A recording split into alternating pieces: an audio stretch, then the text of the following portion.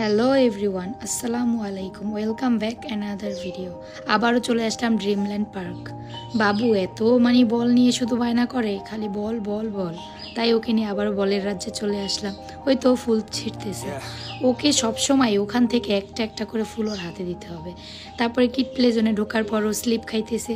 ও মাসাল্লাহ দিলে একা একাই স্লিপারে উঠে তারপরে স্লিপ খায়। তারপরে ওই তো রকারে উঠলো, কক কক রকার। খুব হাসি পায় দেখলে।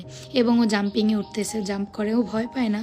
তারপরও লাস্টে দিয়ে একটু ভয় পাইছে, বাচ্চা তো, তাই আর কি করার, ওকে উঠাইতেই হয়। তারপর বলের ভিতর থেকে স্লিপারের সামনের দিক দিয়ে ও উঠতেছে। মানে ও কতটা অ্যাক্টিভ হলে এটা করা যায়। ও এতটা অ্যাক্টিভ, আর অ্যাক্টিভিটি বাচ্চাদের হেলথের জন্য খুবই ভালো।